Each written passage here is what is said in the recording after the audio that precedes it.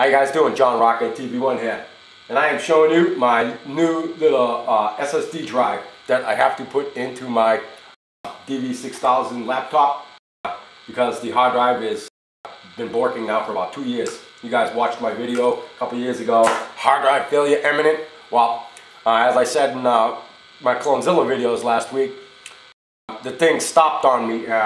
I shut it down one night and it just didn't boot back up. So it wasn't until I rebooted the machine about 10 times that I finally got a hard drive light and the thing started spinning, and I was able to, it's been running since, and I've been working on it all week here, cleaning the drive up to do a clone with Clonezilla.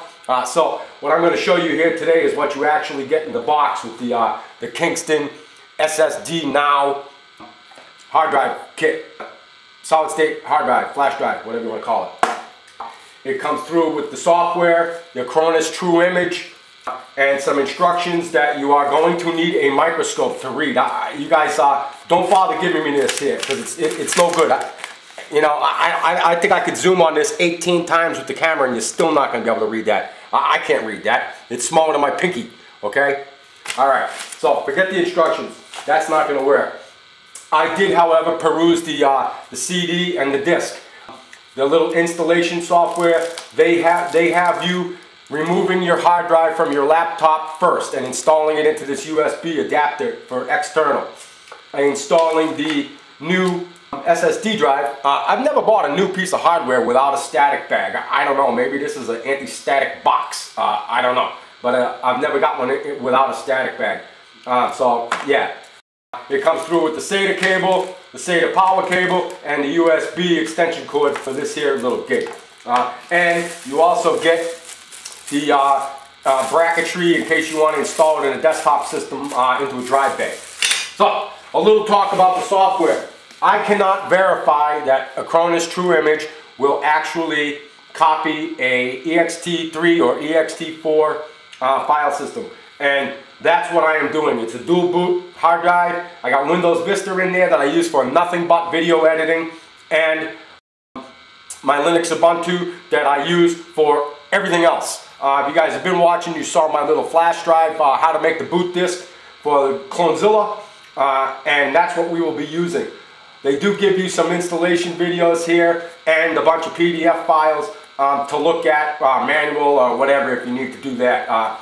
Some of you guys, if you're doing this, it's probably self-explanatory, but if not, you can go ahead and use the videos that they give you to go ahead and look and change this in and out of your machine.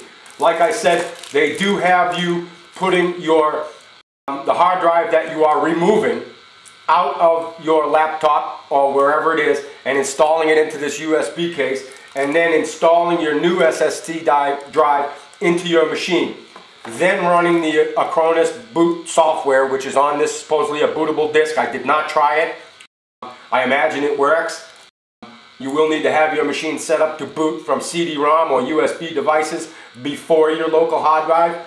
And then this will then go ahead and pull your hard drive, basically a disk to disk, without a real image or an ISO. They call it a .tib, which I would imagine is a true image backup file. And so the hard drive that you will be pulling your data from, which is your replaced hard drive, is in this USB, and then into your fresh SD drive that is now installed in your laptop. So that's the way I have you doing it. For me, I am going to take an image of my hard drive to another external USB hard drive that I have that is big enough to hold all the data on my current hard drive that is failing. And with Clonezilla, then I will restore that image back to my new SSD drive and still have a copy of an image of my hard drive for use down the road.